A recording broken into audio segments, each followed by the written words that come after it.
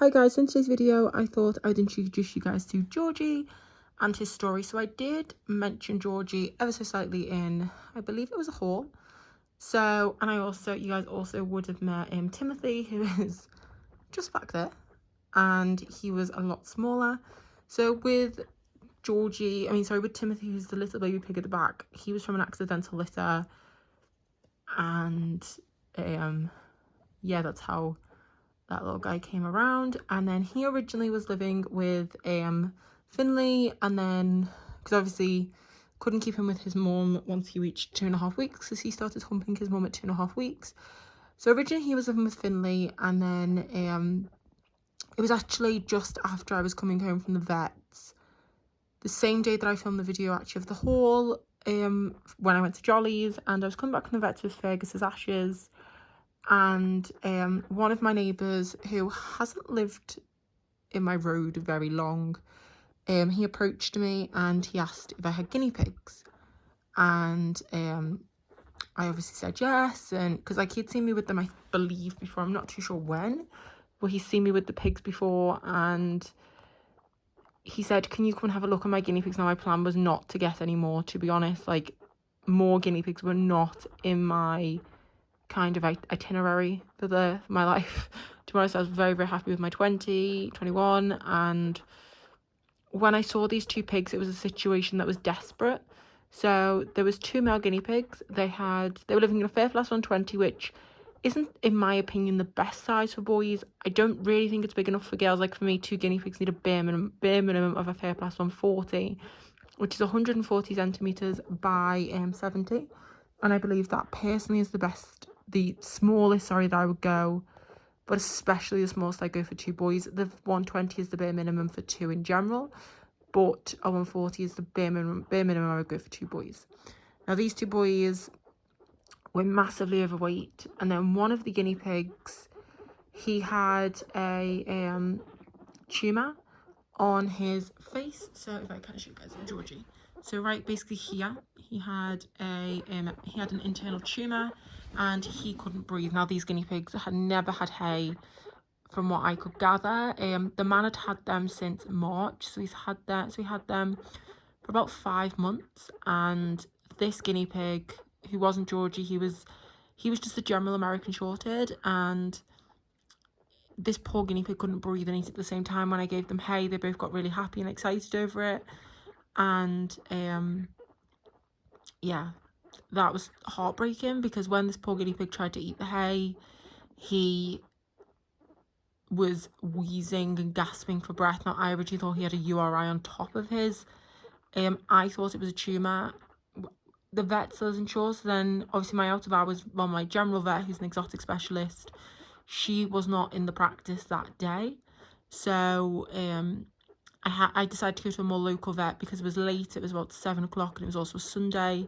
So I was like, okay, there's no point in me travelling to my exotics vet when she isn't in, and a general vet can do the exact same job. So we ended up going to the general vet, who was actually really, really good. She was actually exotic trained, which surprised me, because normally with out of hours vets, you don't get, especially with locum ones, you don't get many who are actually trained in small animals. I remember once going, and they couldn't even tell that an intact male was a male, which surprised me. And yeah, so I rushed them both into the vet.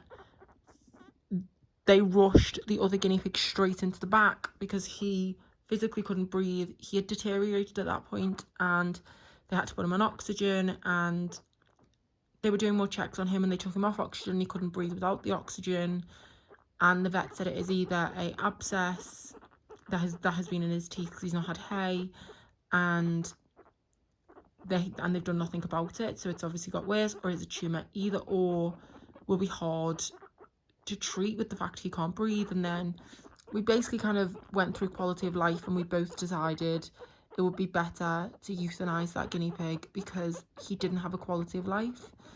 And Georgie was fine in a weird sense, but he was not healthy by any means. Like, his eyes were dull, his coat condition, he was really greasy, he just was not healthy, and he didn't look great. And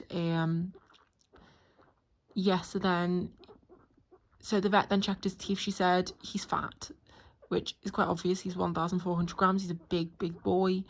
And obviously now I had a situation where I had a lone guinea pig, but I had all of my boys. I don't personally believe in trios of boys. I think it's hard, and I personally wouldn't risk it, but obviously some people do and some people don't.